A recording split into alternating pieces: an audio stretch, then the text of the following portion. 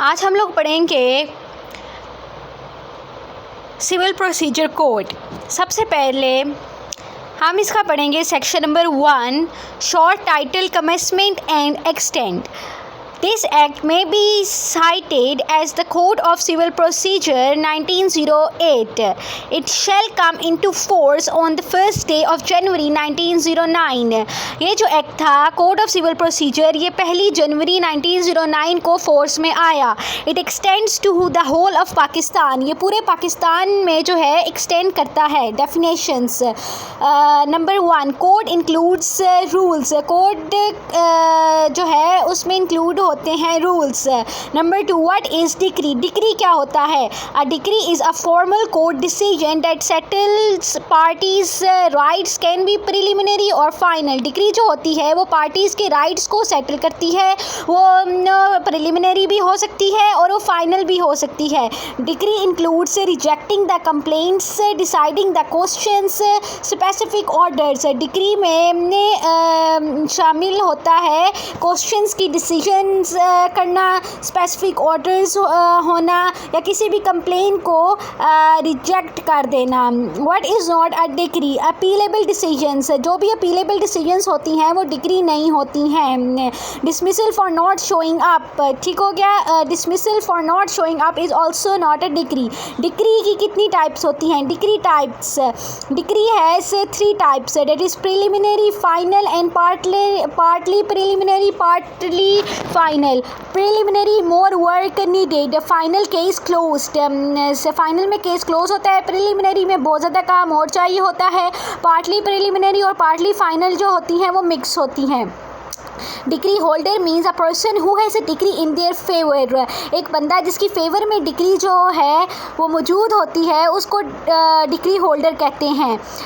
Has a court order date can be enforced. Decree holder वो बंदा होता है जिसके पास एक ऐसा कोर्ट का ऑर्डर होता है जिसको इन्फोर्स किया जा सकता है। District means the area where district court has authority. ऐसा एरिया जहाँ पे डिस्ट्रिक्ट कोर्ट के पास अथॉरिटी होती है उसे डिस्ट्रिक्ट कहते हैं। A high court has authority for the civil cases, या फिर ये जो हाई कोर्ट्स होते हैं उनके पास अथॉरिटी होती है कि वो सिविल केसेस को जो है वो सुन सके। फॉरेन कोर्ट, सेक्शन 1 सेक्शन 2 जो था डेफिनेशंस का, उसके अंदर अब हम देखेंगे फॉरेन कोर्ट की क्या डेफिनेशन है। Foreign court means a court situated beyond the limits of the Pakistan which is no authority in Pakistan and is not establish or continued by the federal government. ऐसा कोर्ट जो कि पाकिस्तान की लिमिट्स के beyond situated हो और जिसकी पाकिस्तान में कोई अथॉरिटी ना हो और उसको ना ही इस्टेब्लिश किया हो और ना ही कंटिन्यू किया हो फेडरल गवर्नमेंट ने। Number 6, foreign judgment means the judgment of the foreign court. जो फॉरेन कोर्ट की जजमेंट होती है उसको हम कहते हैं foreign judgment. Number 7, a government pleader is a lawyer who represents the government in a court either directly or through any other lawyer. Government pleader जो होता है वो एक ऐसा वकील होता है, एक ऐसा लॉयर होता है जो कि गवर्नमेंट को रिप्रेजेंट कर रहा होता है कोर्ट में, या तो डायरेक्टली कर रहा होता है किसी और लॉयर के थ्रू जो है वो कर रहा होता है। जज means the presiding officer of civil court. जज जो होता है वो एक सिविल कोर्ट का प्रिजाइडिंग ऑफिसर होता है। जजमेंट, अ जज written reasons for a court order or a decree. Judgment debtor means any person against whom a decree has been passed or an order capable of execution has been made. Judgment debtor वो बंदा होता है जिसके खिलाफ जो है वो decree जो है वो पास की जाती है या एक ऐसा ऑर्डर जो कैपेबल होता है एक्सिक्यूशन का वो बना दिया जाता है। Legal representative, a person who represents a disease person estate by law, manages the disease person estate, inherits the estate if the person sewing और बीइंग सूड डाइज। लीगल रिप्रेजेंटेटिव एक ऐसा बंदा होता है जो कि एक डिसीज पर्सन की स्टेट को बाय लॉ रिप्रेजेंट करता है, मैनेज करता है उसकी स्टेट को, और inherits the state if the person sewing और बीइंग सूड डाइज। और अगर वो बंदा जो है जो कि सू कर रहा होता है या बीइंग सूड होता है वो मर जाता है तो उसकी स्टेट को इनहेरिट करता है। Mesne profit means profits from wrongfully possessing someone's property including actual profit received, potential profits with proper care, interest on those profits, excludes profit from the improvement made by the wrong possessor.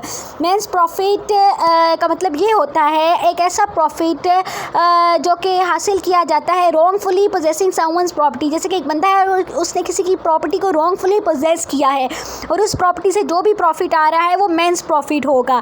अब mains profit में क्या क्या चीज़ें शामिल होती हैं? Actual profit receives, actual profits जो होते हैं वो शामिल होते हैं. जो पोटेंशियल प्रॉफिट्स लिए जाते हैं विद प्रॉपर केयर वो शामिल होते हैं. इंटरेस्ट ऑन दोज प्रॉफिट, उन प्रॉफिट्स के ऊपर जो इंटरेस्ट होता है वो. लेकिन अगर उस बंदे ने कुछ इम्प्रूवमेंट्स की हैं उस प्रॉपर्टी के अंदर और उस इम्प्रूवमेंट्स की वजह से कोई भी प्रॉफिट हुआ है तो वो जो रॉन्ग प्रोसेसर है वो जो प्रॉफिट जो कि इम्प्रूवमेंट करने के बाद एक रॉन्ग प्रोसेसर को मिलता है वो मेंस प्रॉफिट में शामिल नहीं होगा. Movable property includes growing crops, movable property में ग्रोइंग क्रॉप्स इंक्लूडेड होती हैं. Order means a civil courts formal decision that is not a final judgment और डिक्री. ऑर्डर का मतलब होता है सिविल कोर्ट की एक फॉर्मल डिसीजन होती है जो कि फाइनल जजमेंट नहीं होती है, डिक्री नहीं होती है. Pleader means any person entitled to appear and plead for another in a court and includes an advocate, वकील and attorney of a high court. pleader का मतलब होता है कोई भी बंदा जिसको इंटाइटल किया जाता है कि वो अपीयर हो कोर्ट में और प्लीड करे किसी और दूसरे बंदे के लिए कोर्ट में, जिसमें एडवोकेट, वकील, अटॉर्नी ऑफ हाई कोर्ट शामिल हैं. Prescribed means prescribed by rules, rules means rules and forms contain in the first schedule और मेड अंडर सेक्शन 122 और section 125. A public officer, a person who works in a role that serves the public or government, including judges, government employees, military officers, court officials, law enforcement officers, officials handling the government funds or property, others performing the public duty. These individuals work in various capacities to maintain law and order, provide services and manage government affairs.